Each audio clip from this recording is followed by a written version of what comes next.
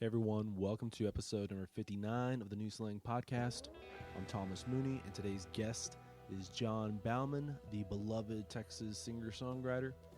I caught up with John this past Friday when he was here in town. I'll go ahead and give you a warning, though, on this episode. This isn't a music-centric episode at all. It's basically an entire hour of us talking about basketball and the upcoming NBA season. For those unfamiliar, John is a diehard Spurs fan. I'm a diehard Mavericks fan. So we get into what we're really most excited about this upcoming year of NBA basketball, who our surprise teams are, and some specific thoughts on LeBron James moving to LA, and Kevin Durant and Giannis, if he's going to make that major leap and become one of the top 3 players in the league. We preview our own teams, the Spurs and the Mavericks and so on. So if you're into basketball, you'll probably love this episode. If you're not, well, we'll have another episode coming soon that you'll probably enjoy more. Before going on with this episode, though, it's obviously been a minute since the last episode of the New Slang Podcast. There's been plenty of changes and untimely news, etc. since the last episode. For starters, I'm not at Wide Open Country anymore.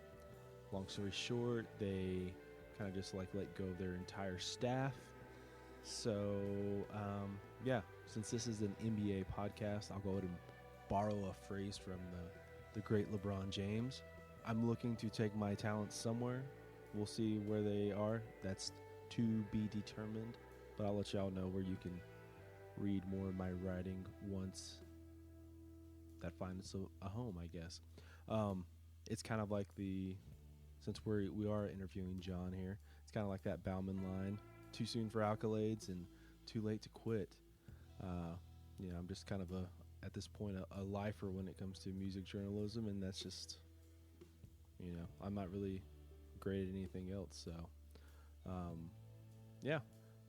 maybe I've been trying to update all my resumes and stuff. Maybe I should add some really, really nice quotes from songwriters at the end of my resume, kind of like what a lot of bands do with their press releases. They'll have super nice quotes from other musicians, other songwriters. So if you're a musician and you want to send me a really nice quote about me as a journalist, you can go ahead and get a hold of me. It can't hurt, right? Anyways, before we get on to this conversation with John, let me go ahead and say that this episode is brought to you by the Blue Light here in Lubbock, and then the new recently opened, I guess it's like a soft open, what they would call it, the new Blue Light in Deep Ellum in Dallas. It's called Blue Light Dallas. The one here in Lubbock is currently in the middle of their famed fall singer-songwriter competition. It's every Monday night, with the finale taking place Monday, November 5th.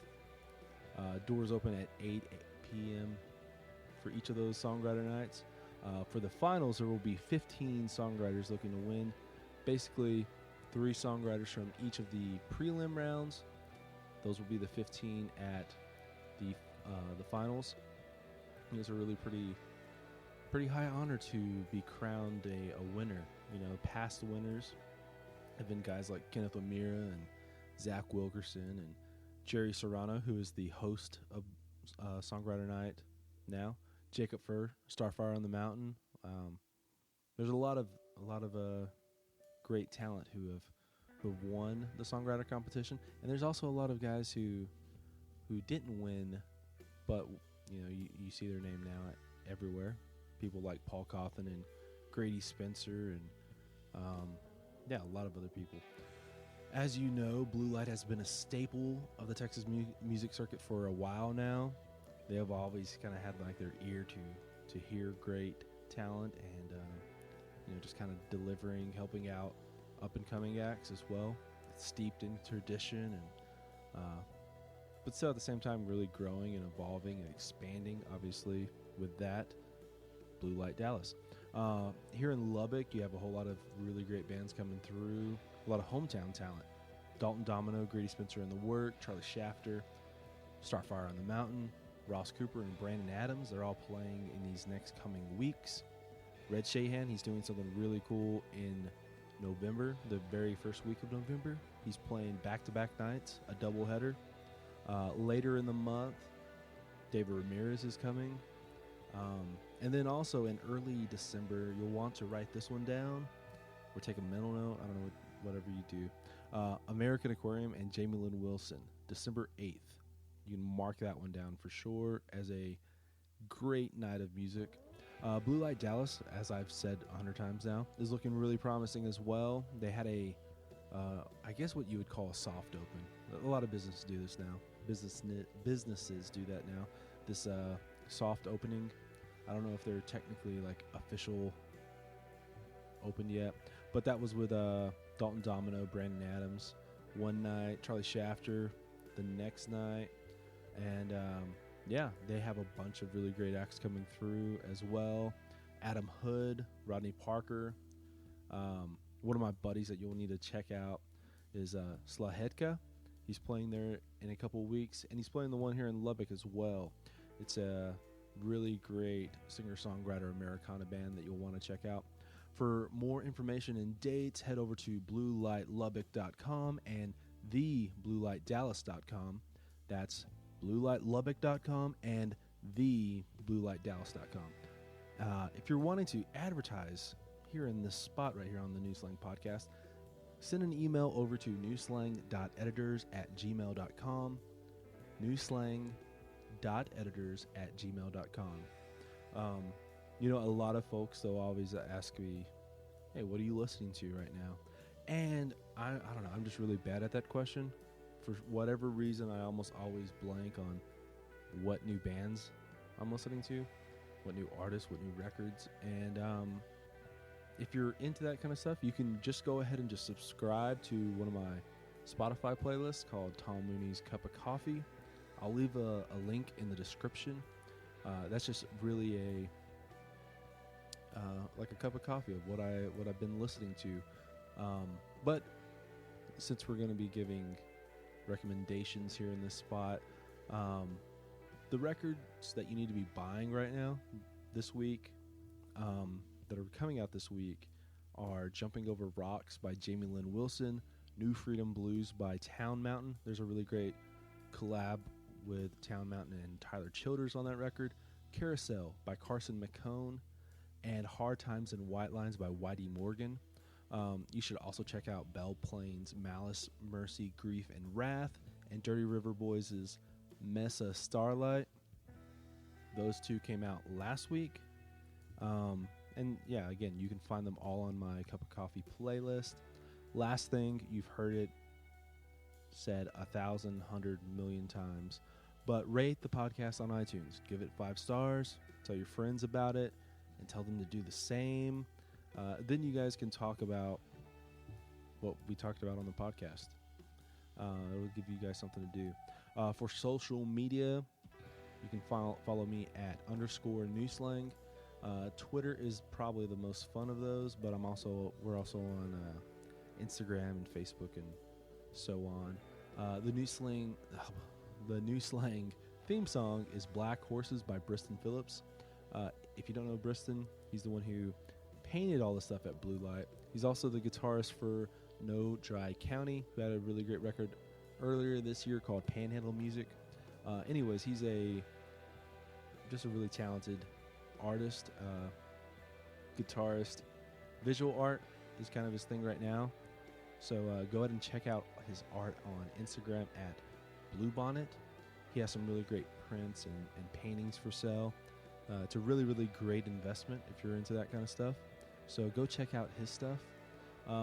Yeah, enough rambling. Here is John Baumann talking about the San Antonio Spurs and NBA basketball in general.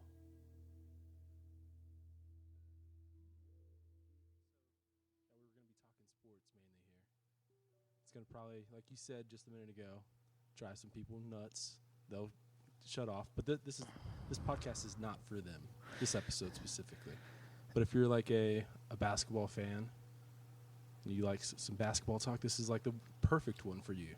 Like two guys who kind of like aren't Zach Lowe and Bill Simmons, but music version maybe. I don't know. I think this is my 5th time to be on here, and I think that's a record. Yeah, you probably have the record right now. I've got the record right now. You're my Mark Stein to my Bill Simmons, I guess. I'm glad to be here. Okay, so obviously you're a Spurs fan. Yeah. The Kawhi stuff, I know we've talked a little bit about it, but like not on a podcast or anything. What was like your general thoughts on just the entire situation as a whole? It kept me up late at night for the last year until it was resolved. I was going on Reddit, NBA, and looking all through Twitter and ESPN and the comment section of pages, just trying to get every conspiracy I could. I was paying attention to what Jalen Rose was saying. I listened to Bill Simmons' podcasts all the time. I didn't like any of the signs I was getting. It was really, really frustrating because as a Spurs fan, any Spurs fan out there will agree, we've never dealt with anything like this. When the Spurs shipped him out, they did it at 2 o'clock in the morning to Toronto.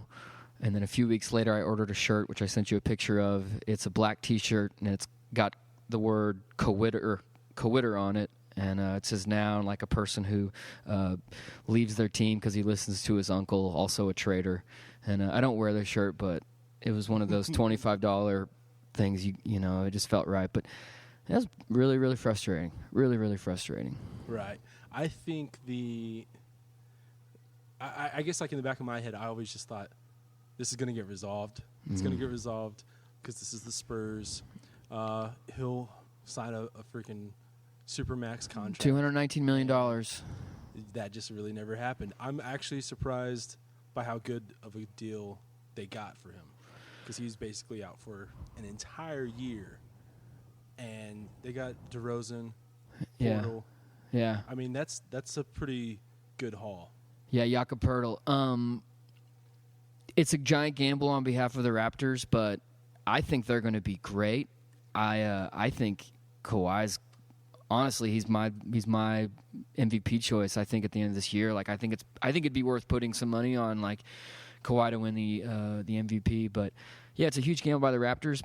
I'll be honest. You brought up the Spurs, and my initial thought was, well, our season ended before it even started because DeJounte Murray tore his ACL, right.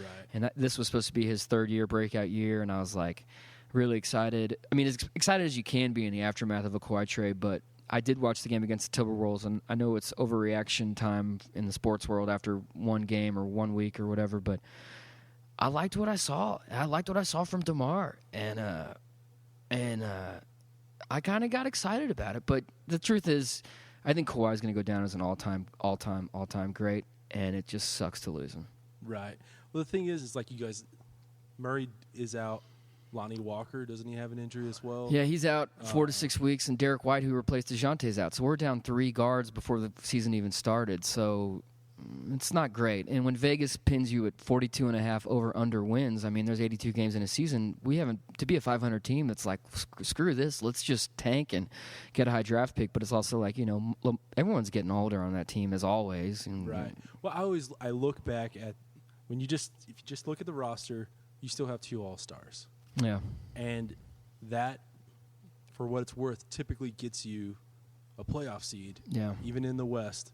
The West is hard this year. Yeah. But I still think that's like a 7-8 seed. And I know like Spurs fans aren't used to. No, we're not. It's very 7-8 seed, but I mean that's the way of life for a lot of teams, Yeah, it's really weird to be like, I hate to use the word middling.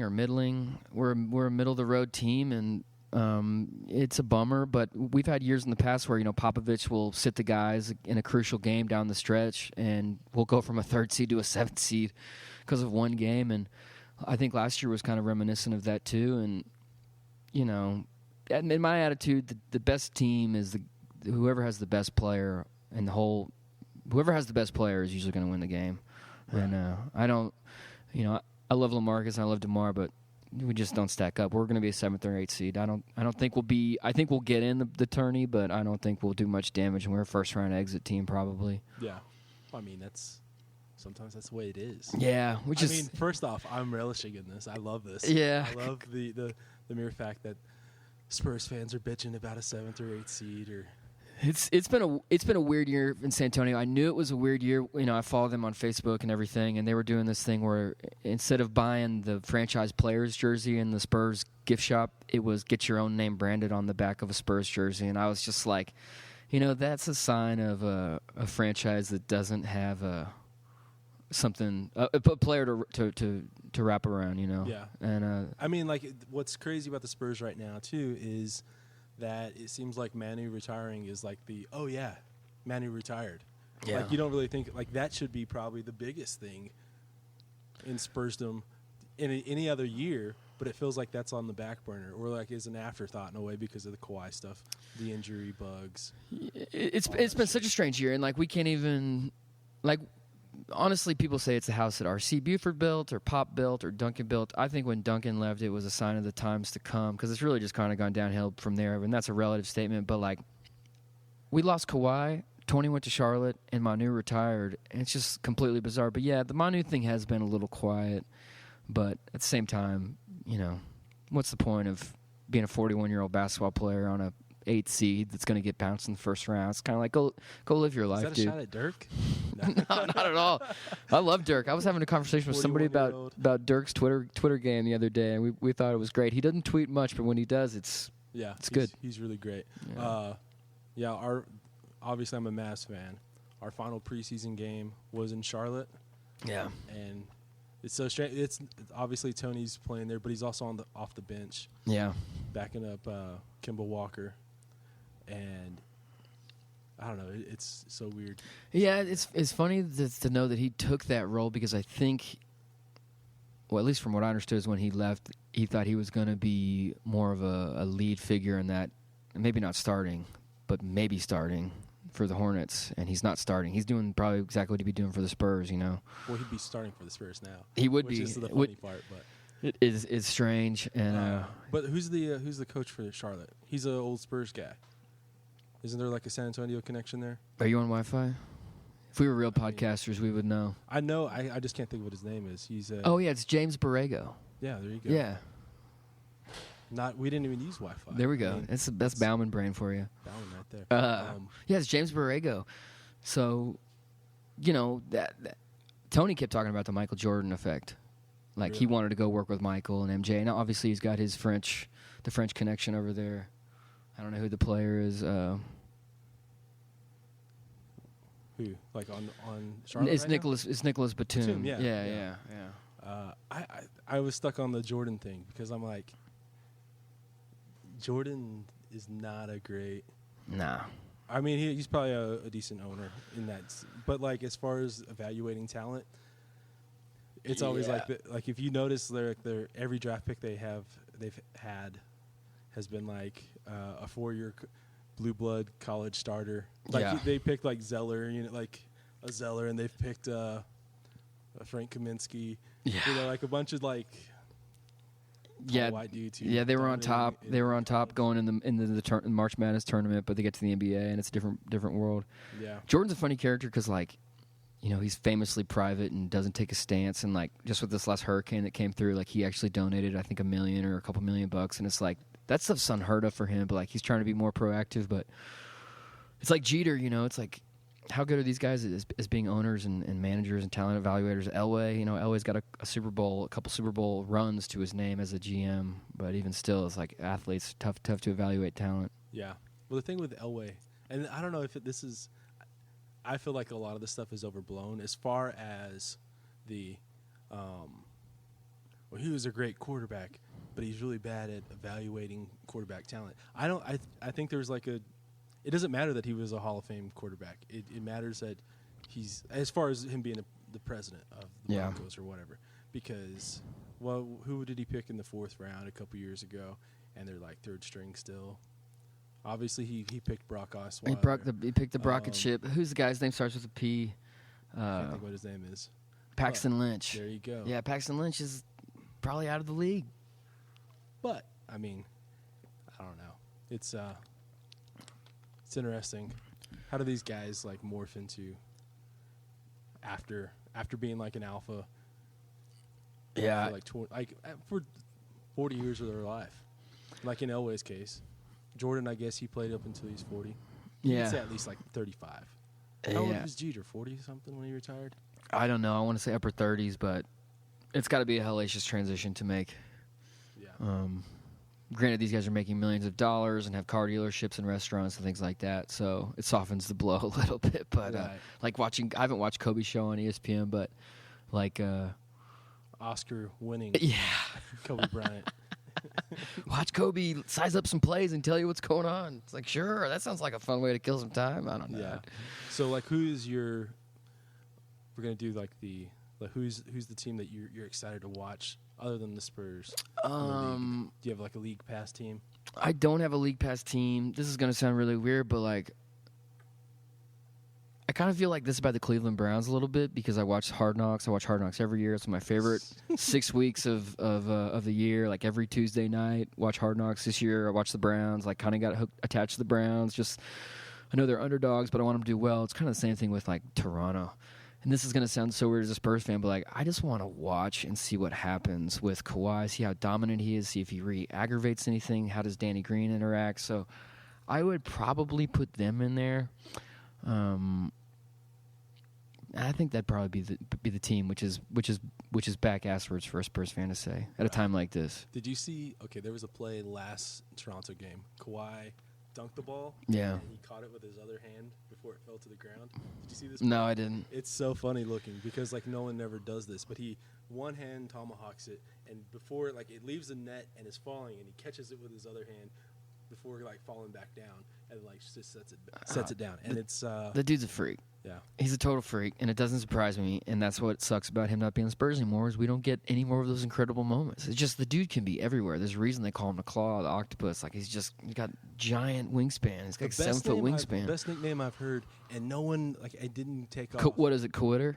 No, I mean that was that's funny, but this was, I guess, one of the years against the Heat, Kingslayer. I thought that was like I don't know. I heard it a few times on Twitter and was like, that was a fucking amazing nickname. It is an amazing nickname. There's that one scene where LeBron's at the free throw line in the finals and he turns around because Kawhi's coming back in. He's like, "Damn it!" You can just see it on his face, and it's just like, "Oh man, that dude has his number." Like he's just I know he's not on the Spurs anymore, so I can't sound like a total homer, but like I don't think there's a better player in the league than Kawhi. I just don't. All around. I mean, is Kevin Durant a better defender than Kawhi Leonard? No, but I would say he's like better offensively. Yeah, and sometimes like or not sometimes. A lot of the times like your offensive, like you can have a way more of an impact offensive on offense than you can. KD's a killer, man. You can be. I hate that feeling of watching another team play basketball and you just know that all their gunslingers are out and like they're dropping buckets and they're just gonna keep going in. It's like you don't even stand a chance. Just you get this weird feeling in your stomach. And Kevin's one of those guys. See, I'm a Mavs fan, obviously. Yeah. I've said that 300 times now, but I've always loved watching the Warriors. Yeah, and I liked watching the Warriors before they back when it was even with Mark Jackson. Yeah, you didn't have like the ball movement as you did with Kerr the first year when they won the championship, but they've always been really, really great to watch.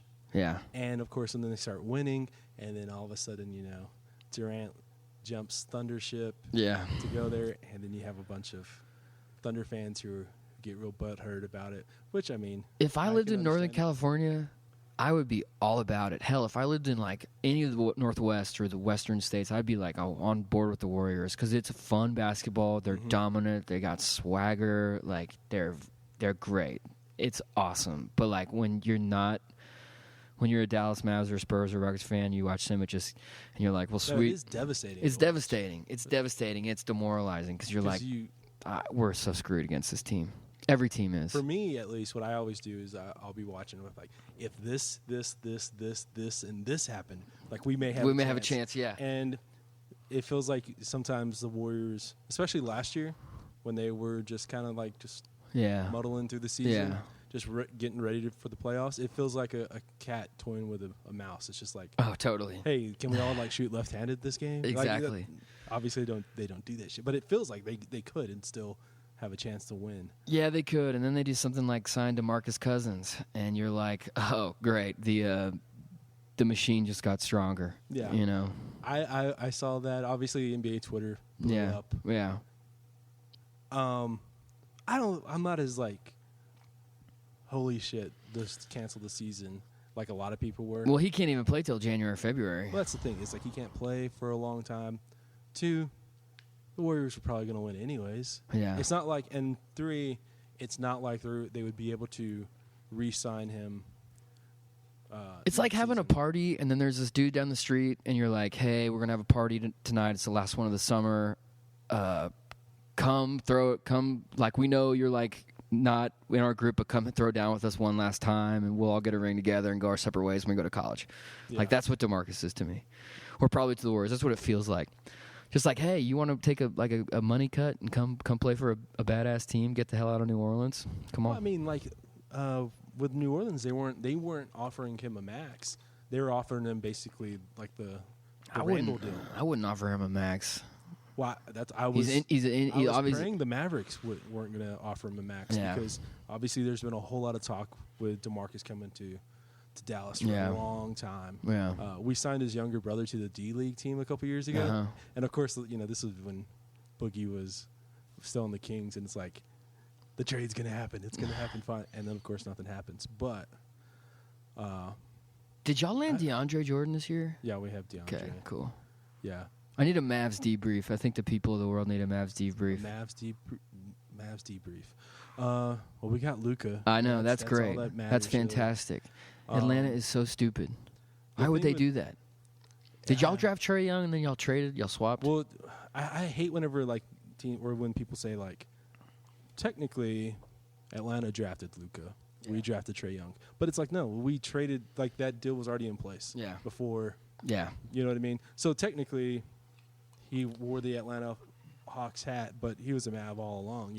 Same with Trae, and so yeah, we got Luka, and he didn't play any summer league, and I'm one of those dudes who watches summer league. I'll find the streams. Why didn't he play summer league? Because he had just like didn't he finish out his contract over in Europe? Yeah, was that they it? were like in they had just like won the championship in some Euro league, not like the because there's like 2 leagues in Europe. Yeah. As far as like what they can play in. Right. So they had just finished out a game or the playoffs. Right. So within 48 hours or something like that, he was like named the MVP. Well, he's in ball shape, the finals. A lot of these guys that finished playing in March that haven't been dicking around or whatever might not be in good ball shape. He's in shape. Well, he just might be a little. He's not in shape anymore. Okay. Because this is what happened. So he got drafted. He had played upwards to like 80-something games in like a 365-year day calendar, Yeah. Like 80-something games in that time period. He comes over, gets drafted. So they're like, we're not going to put him in summer league. He'll work out some, do some practices, but no playing. And then he took off for like 3 weeks and kind of just didn't. You follow him on Instagram? What was he up to on the gram? Oh, he plays a bunch of Fortnite. Oh God, a bunch of Fortnite. Because he's like 19. Yeah, he's like 19 too. Yeah, you got to remember that sometimes. So, a lot of Fortnite, a lot of his car, and a lot of like this dog him and his girlfriend own, that kind of shit. A lot of Dennis Smith Jr. and him hanging out, which is cool. That's a really, I think a lot of times it's overblown about chemistry when it comes to like, how are these 2 young guys gonna handle it? And it's like, they'll be fine. Yeah, I mean, they're gonna work out. It's gonna work out. So yeah, he's a little overweight right now. It looks like somebody called him like he looks like a 7-Eleven. He looks like he works at 7-Eleven. Oh my God, that's hilarious. So somebody started calling him 7-Eleven. Well, I feel like an idiot now about the ball shape comments. I thought he's in shape. Like it's in the same playing shape as he was in the. Y'all took an L against the Portland Trailblazers on night 1. Suns. Ayton's great. I would love to live in Phoenix and play ball for them. Like that sounds weird, but like they've got some inner turmoil from the management ranks, but because they have horrible ownership. Yeah, they fired their GM like a week before the season started. Yeah, that's not good. And this is something that like they're such a messed up franchise where they brought it up during the telecast. They had fired Earl Watson like a week into the season last year. He was their head coach. Yeah, so it's like back-to-back, like super important fucking people in the franchise getting fired a week before, a week after. But they look loaded. I mean, yeah, they've been able to draft and reload and reload and reload. Yeah, even their bad picks they've traded away. Like they traded Marquise Chris away. Yeah, he was like a 6 pick. Yeah, they picked Dragon Bender. Yeah, who another 19-year-old kid. Yeah, but him, T.J. Warren, Josh Jackson, Ayton. If you give them enough shots, I mean, you're gonna like hit on somebody, right? Yeah. But and Devin Booker went off. He was just like jacking through. Not how you want to start the season, is it? No, because like Dennis Smith looked real shaky. Yeah. After like a pretty good preseason, and of course it's just preseason, but those are signs. He was hitting a lot of jumpers off of pick and roll that looked really good. That was a way better step. I think naturally all these teams that come out of the gate and they don't have their sea legs and they're just excited and a little restless. It's like week 1 of the NFL season and it's just like it's hard to get it going. It's probably a big symptom of that. Well, another thing, and this is not an excuse, but we were in China this year. Just like the Warriors last year. And the Warriors, they talk about that all the time. Look at Philly. Like Philly in that first game against Boston looked pretty bad. They did. Were they in China? Yeah. Wow. That's who we played in China. Well, they always talk about the Warriors, and I didn't even know the Warriors were in China last year, but it's like that really it takes it out of you, dude. And like jet lag's a mofo. And, meet and greets and all that stuff and publicity, it's like, oh my God, Yeah. Of course they didn't kick it into gear until like the new year, Yeah. And I think next year during preseason, teams are going to be going to India too. Wow. So there's going to be at least like 4 teams. Yeah. China, India. But that's the growing market. The NBA is so weird because it's like it's dominated by the West. We got a few marquee teams in the East. I'm going to say Philadelphia, Boston, and Toronto right now. I take Cleveland out now. We have 3 marquee teams in the East. We got 6 to 8 in the West. I mean, that might be generous. But it's like I'm only paying attention to Western Conference basketball and those 3 Eastern Conference teams. Like I don't care about the Hornets. I don't care about the Orlando Magic. It's just the Brooklyn Nets. I'll tell you who else is going to be interesting this year. That might make the marquee conversation for me is the Milwaukee Bucks. Giannis. Yeah, and they got Mike Budenholzer, and he's a Spurs guy. That's a coach thing. Yeah, because Jason Kidd was a horrible coach. Yeah, he. I don't know. Like, is he fun employed right now, or does he have a job? I don't think he's anywhere. Yeah. He. I swear, like ESPN or TNT has to pick him up at some point. Maybe he's really bad on TV. I don't know. But Milwaukee with Bud throwing, even if he was like throwing in a half-ass offense, they would be so much better. But like they're gonna be swinging the ball around. Yeah, it's like obviously whenever he was with the Hawks, they didn't have they had Horford and Millsap who are like they're all-stars, but they're like not. They're on the wrong side of the age bracket too, on the decline. Yeah, and of course like that they were able to win 60+ games with I would say above average talent, right? Right. With Giannis, like he's a top 5 guy. Yeah. We might have, if Kawhi stays in Toronto, which I don't know. They loved him, like that opening ceremony, and I mean that stadium was asses to elbows compared to the AT&T Center where there was plenty, which is not good for the club. Lots of open seats, like that place was packed, and he's going to feel that fire. But the Eastern juggernaut competition might be Kawhi and Giannis going at it for the next 5 years. Yeah. Okay, so if you were Boston, would you if you're Boston, you have like a solid 10-man rotation right now. Oh yeah. Would you trade a couple of those guys, try and get like an Anthony Davis, or I don't know who else is really halfway available, but would you try and get like a guy like Anthony Davis? I'd obviously see what you got this year because you got to give the Gordon Hayward thing, and Gordon's going to take some time to get his sea legs too. I think he was skittish in the first night. You got to give that some time, but for a player like Anthony Davis, barring injury setbacks, which he does seem to be prone to, I think it's worth it. Mm-hmm. Hell yeah, he's an athlete, and New Orleans is not going to make. They're not going to make the turn anytime soon. The West is too competitive, and they don't have the infrastructure down there or the talent. But hell yeah, I'd give this year a run. But here's what I think is going to happen. I think it's going to be Toronto and Boston in the Western Conference Finals, Eastern Conference Finals. Yeah. Pardon me.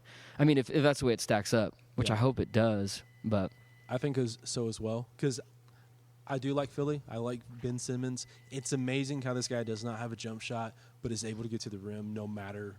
Dude, not having that threat. I didn't start watching him until first round of playoffs last year or the last few games last season, and I was blown away at his court vision and his sense of where players were and setting it. It was beautiful, man. It was like when you're a basketball player growing up and you're playing the game and you're not a big dominant big man, like the best way to be a great player is to have great court vision and see the open man and move the ball around. And he was brilliant. Yeah, brilliant. I just don't. I don't think they have enough though. I don't know if I dig the Joel Embiid.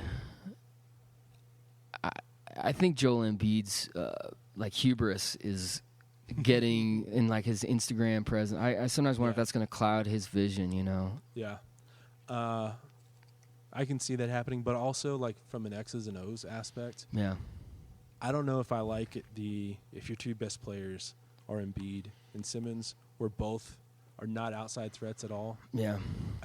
And they kind of like take up the same kind of real estate on the court. Yeah.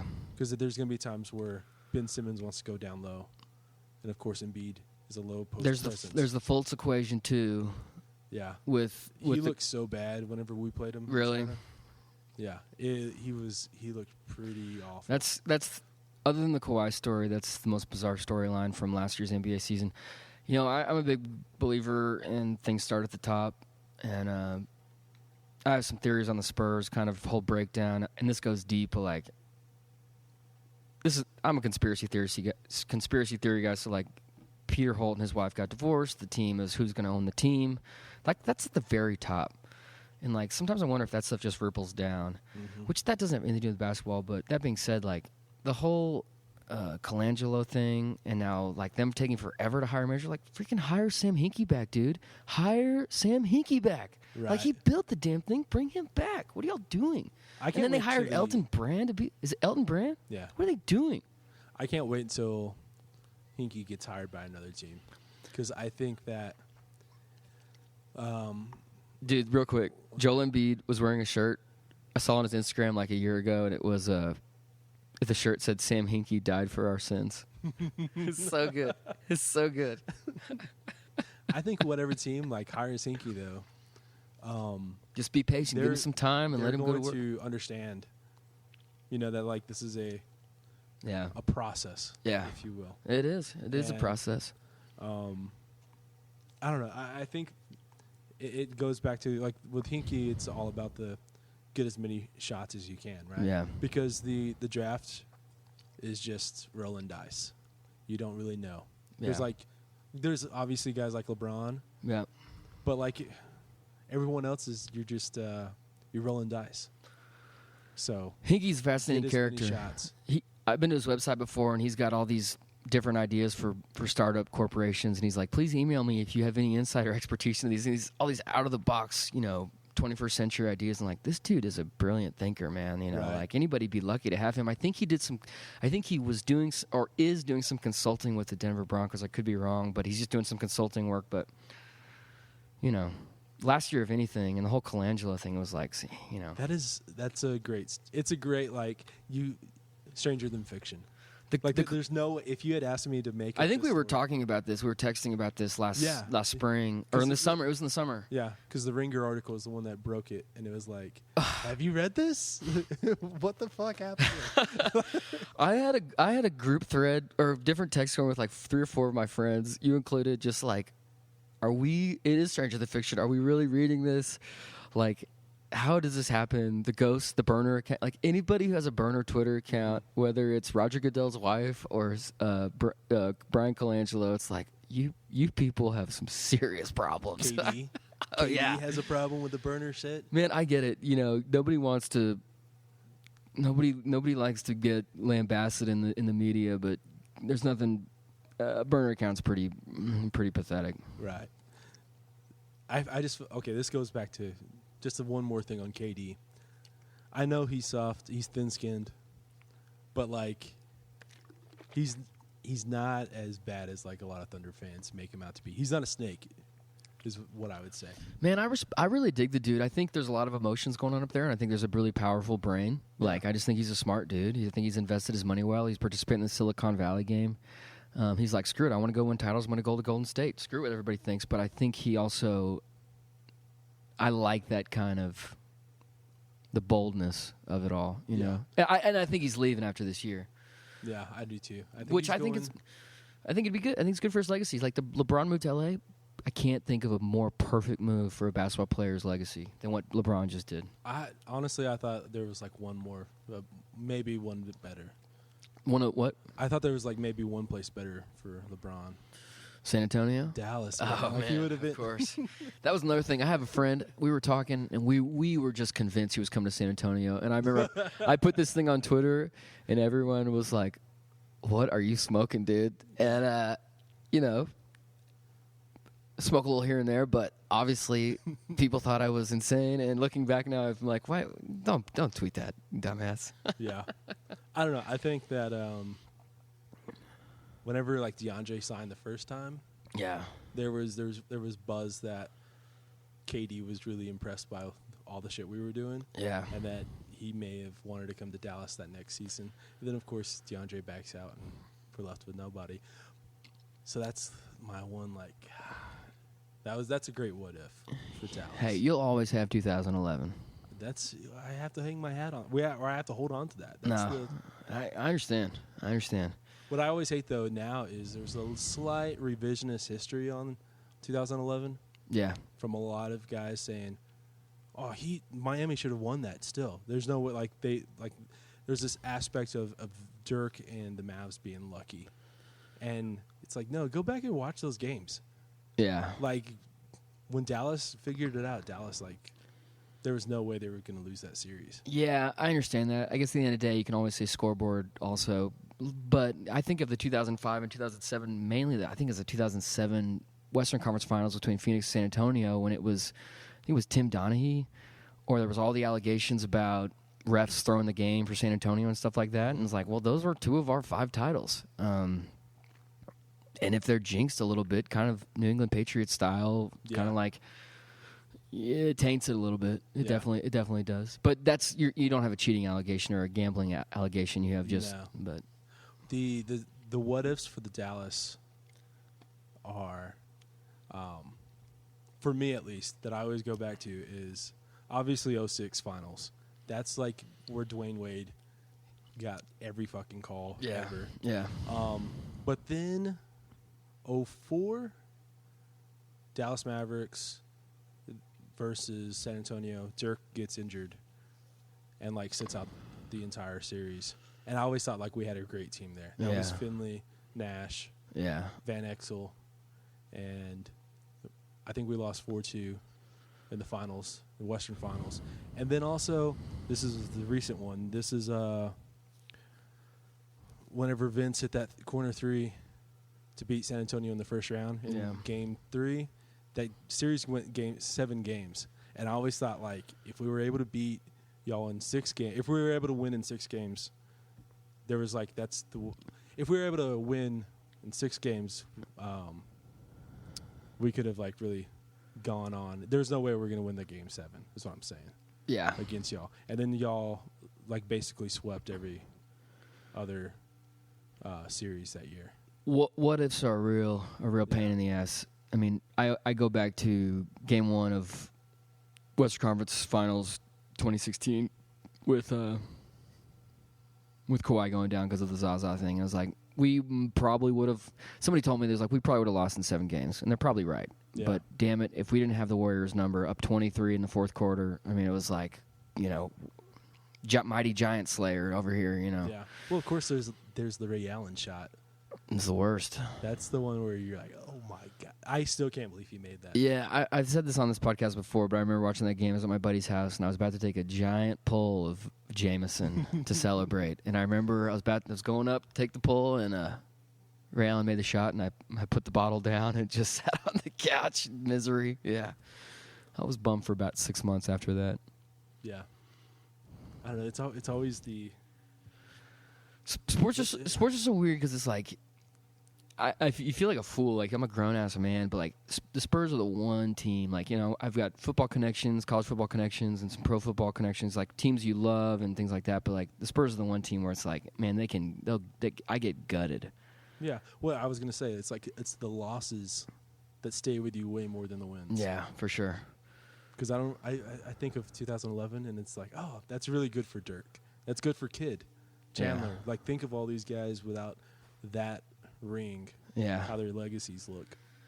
Man, I could think of nothing more I'd want if I was a pro athlete than to have, like, fuck having a good career. I want a ring, you know? Like, I love how Drew Bledsoe had a middle-of-the-road career, but he got a ring, even as a backup. But he was instrumental in that AFC game to get them over the hump. And it's like, you know, that dude's got a winery now and has a ring. You know, it's like a beautiful thing. Yeah. The thing, too, about... What I find strange, though, in all of that is in basketball, more specifically than other sports, do we hold the ring thing over someone's head. Like, think of, like... Barkley. Like Barkley's become a meme in some ways. Yeah. Because of the TNT pre and halftime and inside. Well, yeah, when you're going to become a giant, not just a talking head, but like a giant controversial talking head, yeah, dude, you set yourself up for that all the time. Yeah, but like also, I just hate whenever like Shaq and Kenny are like, well, our opinions matter a little bit more because we have rings, and it's like, yeah. I mean, Kenny was always a role player for sure. Yeah, you know, and Shaq, in some ways, was a role player too. You know, I mean, he was. I can't think back. My memory's not good enough to think back on those Laker titles with Kobe, but those first three are definitely like Shaq. Yeah. But Shaq's always the guy who he could have been. Like, he could be undoubtedly the number one all-time center of all time. Yeah. Had he like just been 100% about basketball, and he was never that. He was like 90%. Yeah, maybe not even. Maybe not even. Yeah. Maybe 90's generous. But you know, he's a larger than life guy. Yeah. You know what's interesting though? We're talking about the whole Barkley thing. What's strange about Barkley now is that when he first got that gig, he was this like breath of fresh air. Yeah. And now he is the media. Yeah. Like he's 20, like they were like talking about, this is like 20 years on the job now. Yeah. 20 anniversary. Yeah. And he's the regular take now. Yeah. Like his takes they all feel old and stale. Yeah. And he turned into the old guy he was like going up against in a lot of ways. I just want to see him swing a golf club. Yeah. That's my favorite thing. He was on Dan Patrick the other day talking about they mentioned Fultz with his jump shot. Right. And he's like, you know, a lot of people were comparing this to a golfer getting the yips. Yeah. And he's like, you're talking to the wrong guy. Well, no, he was like, no, because Barkley talks about like how he basically has the yips, and no, it's just something he's never been able to get over. Right. And so like he was like, you know, at one time I was an okay golf player, and I've never been able to ever get over that ever.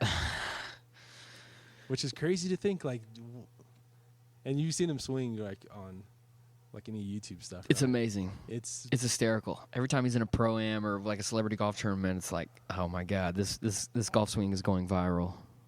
The thing is, I swear you could find somebody off the street who'd never played golf before who could have a smoother swing. Oh, no question. That's the thing. Oh, no question. I mean, I would argue any of my friends that shoot in the hundreds would have a better golf game than Barkley would. Yeah, it's strange. But yeah. Anyways, Dallas Mavs, Luka, Dennis Smith Jr. They're gonna bring us the title one day. Well, I hope so, man. I think like Luka's like. Have you watched any of them play? I watched some YouTube highlights of him playing over in Europe and was impressed and was so happy. As much of a Spurs fan as I am, I was happy for you guys. His passing is... And I don't think Trae Young's going to pan out at all. Honestly, that's... I think y'all dodged a bullet. That's if we had gotten to that pick, we wouldn't have picked Trae Young anyways. Yeah. We would have. Yeah, I think this would have been a bad pick too. I think we would have picked Mo Bamba. Yeah. But regardless, Luka, I think he's one of those kind of players who makes passing fun, makes guys want to run the court. Yeah. He's hit guys like Dwight Powell has like benefited already just by running down the court. Right. And he's just one of those guys who he's kind of like in that Manu kind of like LeBron kind of way where you can just see the court and he sees it right before it happens, you know. How old is he? 19.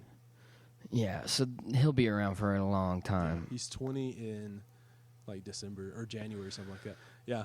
Well, he's your bridge to the future, and that's a beautiful thing, and you need it. Yeah. You need something to build on. Our two guys, Luka and Dennis, if you combine their ages, they're still younger than Dirk. I love it. Is Dirk? What's Dirk? 41? Yeah, he'll be 41 this year. This has got to be the last go around for Dirk. It has to be. I think it has to be, and I kind of hope it is because like sometimes you just see him running down court, and you're like, oh my god, dude. Yeah. It's rough watching Pau Gasol on the Spurs. Like he's a giant. That would be a great race. He's just like a giant defensive liability. I'm not saying Dirk is. I don't watch enough Dirk, but like. Oh, Dirk is. Like Pau comes off the bench, and it's like, you know, we're so much better with Jakob Poeltl, and Jakob's like 20 years old. You know, like he only played one season for Toronto, but it's like we might have a future stud possibly in that guy. Yeah. But you know, Paul's a liability, and it's weird watching these guys get old. Yeah, the only guy who doesn't age is Jamal Crawford. He's like 35, 36, something like that. But yeah, you also got JJ Barea. Yeah, we still have JJ. I love that guy. Yeah, I've never seen him in person as far as like. So close up. Are we talking Warriors Celtics? We talking Warriors Raptors? What do we think? I think it's got to be. I think Boston's gonna. I think Boston's gonna do it. I mean it. Yeah, I think Boston. Let's go over under on the Lakers 51. Under. Okay. I think under. I think they're like a 48. Wow. 47. They're going to be a fun team to watch. I'm actually kind of like excited. They're going to get a lot of primetime games. Like, right. I'm excited to watch them. When the whole Kawhi thing was going down, I was like, I don't want to ship Kawhi to LA because I don't want another super team in the West. I'm so sick of the super team stuff, but I think it's just the way it is now until there's a new collective bargaining agreement, yada, yada. But I really like Kyle Kuzma. I thought he was a baller. And I know that he wasn't the guy they were floating to us. They were floating, what was the guy for the Lakers? Lonzo? No, it wasn't Lonzo. It was the other young guy. Brandon Ingram? Yeah, they're talking about Brandon Ingram. He's going to be a stud, though. Yeah, he is. But there's just something about Kuzma's game that seemed fluid. And he could score, and he could score inside, and he could shoot, and it just seemed kind of like a complete player. But this is one of those little. It was not a big story, but it was a story in the offseason. Is that so? Lonzo Ball and Kyle Kuzma, rookies together, good buddies, but they were like roasting each other on social media all the time. Yeah, and the front office had to step in and be like, "Y'all can't do this anymore." Well, that's the same thing that happened with Nick Young and too far down the line. Was it D'Angelo? Oh yeah. I mean, it's the same. They can't repeat history. The front office needs to step in. Yeah. That's another thing. And like, I get it. Everyone's on their phones these days. Social media. There's a new type of player coming in. It's the millennial player, and I'm a millennial. You're a millennial, arguably, whatever. Like whatever that term means. But like, dude, these players, man, they're like, I follow all the Spurs on social media, and I'm like, God, if Pop saw this shit, and which he does, he probably does. Yeah. It's sort of like Lonnie, DeJounte. There's some videos of DeJounte and his girlfriend, and he's like locking her out of his bedroom. She's like screaming at him. It's like he's like playing a joke on her, but it sort of comes off as like slightly on the domestic abuse side. Like just it's a little bit uncomfortable, and I'm like, yeah, bro, this is not Spurs way. But it's like, you know what? Yeah, the times are changing. You know, most definitely. I just think going back to the Lakers, I think they're gonna have some skids. Because they don't have really great outside shooting at all. They're like, what is it, like a trio basically of old veterans who are kind of always been cast-offs anyways. Yeah, like Michael Beasley. I guess 4 then. Beasley, Rondo, Rondo, yeah. Lance, the 8th grader Stevenson. Yep. And McGee. Yeah, JaVale. JaVale is such a character. The JaVale slam dunk YouTube videos are my favorite videos of all time. He's ridiculous. He was with Mavs for like 2 seasons. Oh man, So- there's some highlights of him in Denver, like doing some big dunks, some windmill dunks, like bounce off the back of the rim and go all the way back to. It's brilliant. Yeah.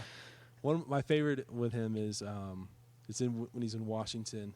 He I guess he's on offense. They're on offense, and they lose the ball, and he's like running, and he like ends up in the stands, and then he starts running back down court to go on defense, but the Wizards had re-stolen the ball already, and John Wall's like bouncing it like outside the 3-point line, and he runs past him, and Wall's like, just puts his head down, like, what the fuck, man, really? So That's a team that'll never get together. The Wizards, the Wizards. yeah. Dude, this is the thing with the NBA. It's just middling teams. But also, like, what are you supposed to do after, like, I get the whole middling thing, right? Yeah. You're right. What are you supposed to do? What are you supposed to do, especially if you've never won or you've not won in, like, 30 years? Because, like, you guys obviously have way more championships in the period. I'm the worst person to talk to about this. Dallas and San Antonio had, like, 20 years Of solid straight rivalry. Well, yeah, but also just, like, straight making the playoffs no matter what. Yeah. And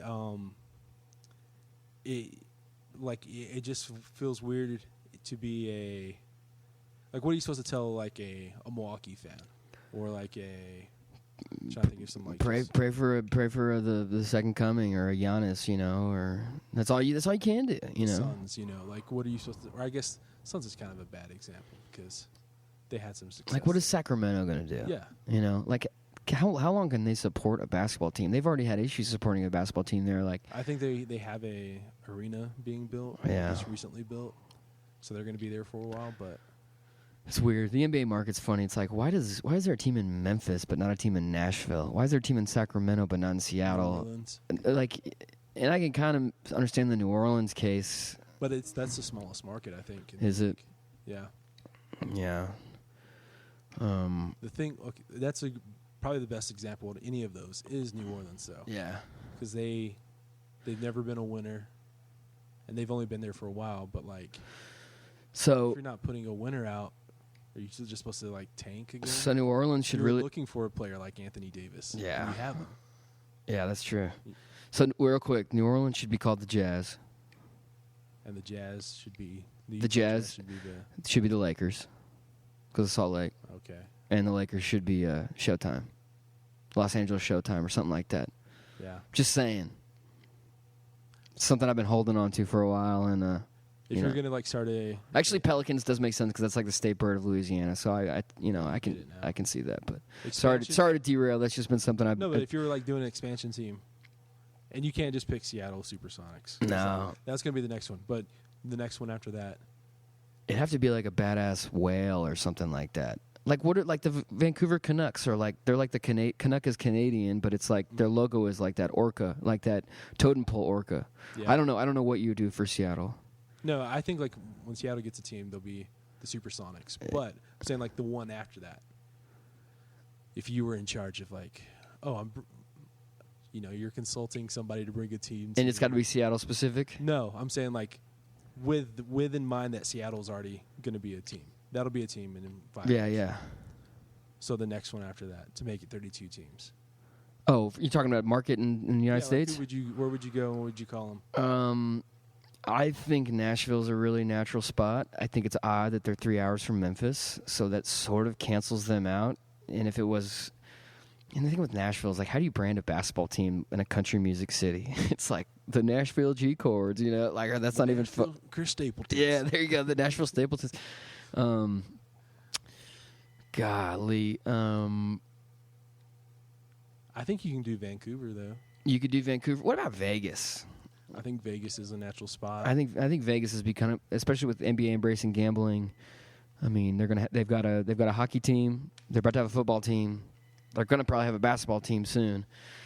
I'm not interested in taking teams away from markets, but I'm like, yeah, I don't think that's. It's not good.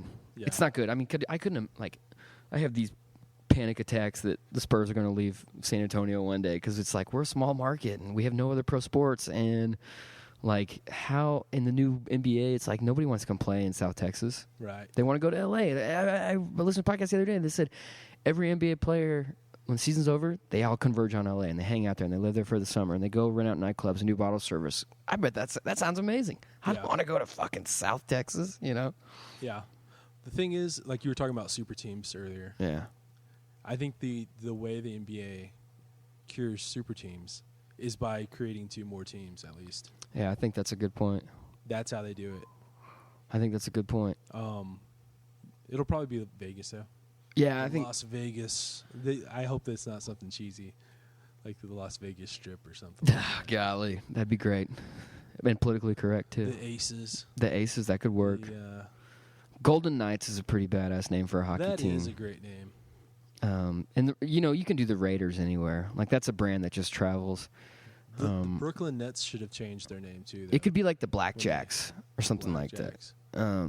Or like any face card, you know. Yeah, because Brooklyn, whenever Brooklyn moved, or when New Jersey moved to Brooklyn, they had a new mascot called like the Brooklyn Knight. Yeah, and it was like, it sounds a whole lot cooler than it was. Yeah, but it was absolutely horrible.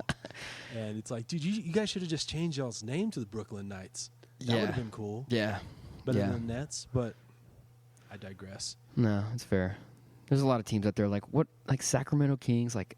How Sacramento has a team, like they should be not the tree huggers, but like, and there's nothing you can't do like a green name, but like the Kings would be a badass name for a Las Vegas team. Yeah, like the Las Vegas Kings or the Las Vegas Jesters, like that could be cool, but I don't know. I think we need more teams without S's though at the end. We need more teams in the East to be good. Yeah, I mean it's just boring. I love it because it pads stats. It's like Spurs playing Brooklyn tonight, just count it as a W. You know, we're gonna go 3-1 against them over the season. You know. Yeah. Well, the thing is that I think it should just go 1 through 16 for playoffs. I do too. I'm glad you brought that up. Make a even season. I'm 100% in agreement and glad you brought that up because when that idea got floated last year, I was so excited. I was like, hell yeah, let's go. Let's 1 through 16, through 2 beats, 2 takes on 15, 3, 14, so on. I think that's the way to go because this is annoying. I mean, the balance of power has been. I mean, who in the East has won a title since 2000 other than the Miami Heat? Cavs, but LeBron, the Cavs. Basically. So it's been LeBron teams and Boston. Boston won. I mean, the last they got one. So we have two. Do we have 2 Eastern? And Detroit. So we have 3. We have 3 over the last 18 years. Yeah. So, but I mean, ever since Jordan got the last title in '99, the East has not been dominant, and it makes for poor competition. I think it's like screw it, dude. The Western Conference Finals is the NBA Finals for all intents and purposes. Yeah. And plus, I also hate when like a team in the West is basically a 9 seed, like they're the 9th, and they're 48 and whatever. And then the East, 49. yeah, they won 10 more games than an Eastern seed. Yeah. 1 year Golden State. It was a year after Golden State beat Dallas, so it had to be 07. Golden State was like the 9th team, and they were like a 50-win team. Yeah, it's insane. It's kind of it's like when the Pats they went 10-6 with Castle and they didn't get in. It's like how does this happen? But just the circumstances of the year. But yeah, you know, I think the NBA. It's like if you're going to embrace gambling, can we please embrace a 1 through 16? But it totally nulls the whole conference thing, doesn't it? You know, you can still have conferences, but it's right. I don't know. But divisions don't matter anymore. We still have divisions. No, it's not like football where it's like you got to beat the teams in your division to really stake your claim. Yeah, it's weird. Yeah, I don't know. So who are you? I said Golden State and Boston. Are you Golden State, Boston? I'm Golden State out of the West for sure. I think they'll be challenged by. I just don't think Houston's going to have the same firepower. I don't think so. And I've never been a believer in OKC. My wild card Yeah. for the West is the Utah Jazz. Okay, I like that. Yeah. Tough team, well coached, well rounded. They've always kind of given them fits with length. Yeah. Because Gobert is so long. Yeah. I like that. But I still don't think that's like. I think they're like. Maybe they can give him a game. Maybe two. They're like a player away. Yeah. Yeah. Utah and Denver. They're a solid 3 seed. I don't pay enough attention to either one of those teams, but I watch these other teams when the Spurs play because I do. I got Fox Sports Southwest, so I watch almost every single Spurs game that I can, and I watch the other teams. And dude, Utah and Denver, 2 teams that have struggled over the last 20 years, are really rounding into form. Mm-hmm. So okay, I like the Utah pick. So obviously Golden State is coming out, and like I said before, man, I'm coming down to Boston or Toronto. I just think Toronto might be able to do it, and I just say that because I'll take Kawhi over any player on the Celtics in a one-on-one. What you're bringing it down to, yeah. Yeah. Well, the thing is, what works really well in Toronto's favor too is that Kawhi would be guarding Tatum. Yeah. Just take Tatum out. Yeah. No matter what Bill Simmons says. Yeah. Oh yeah. He's out. Oh yeah. He'd be out right there. Like he's not going to be the dominant scorer in that series. But then it comes down to coaching, bench, role players, all that stuff. Coaching, I side Boston. Bench, I probably side Boston. But atmosphere, I mean, dude, we might have a 7-game Eastern Conference Finals. Maybe we revisit this conversation in the early summer next year. But yeah. Let me just say, I'm gonna take gun to my head right now. I'm gonna say Golden State, Toronto, and Kawhi's the MVP. Bold and unpopular, but I've heard great things about Pascal Siakam. So I mean, he's that. Yeah. He's supposed to be the. I was one guy I was hoping we'd get. Yeah. So, but we'll see, man. They've been saying Draymond comparisons. Oh yeah. So. Well, it's a long season, and I'm more than ready for the Warriors' reign to be over with. Like I'm over I it. think KD leaves next year. Yeah. New York, maybe. I think New York or Oklahoma. No, I'm kidding. Wouldn't that be nice? Well, they wouldn't have any room, but it would be funny. The good old days: Harden, Westbrook, Durant. I know. 3 MVPs. Could you imagine? And Sam Presti, man, hang on to that. I gave. You can't keep a good man down. Yeah, the thing is though, is like with Presti, is like you give him a little bit more street cred because of the Wu-Tang Clan reference. Oh yeah. I need to check that out after this. Paul George. Well, yeah, this is all for naught ultimately because we already know that Golden State's won the title. So, Yeah, I also think that Steph needs a Finals MVP. Yeah, he should have had that first one. Yeah, they gave it to Andre Iguodala, and in hindsight, I think a lot of people go, "Oh, we should probably give that to Steph." Yeah, but. I love Steph. He's a great ball player, but the swagger is just too much for me. To see a guy kicking that much ass, it's like, God, man, just quit chewing on your mouthpiece like that. But I honestly, if I was playing that way, I'd be the same way. I'd be like, of course. Yeah. So, all right. Thanks, everybody, for listening to this. I know you probably didn't want to, but you're good sports. Get it? But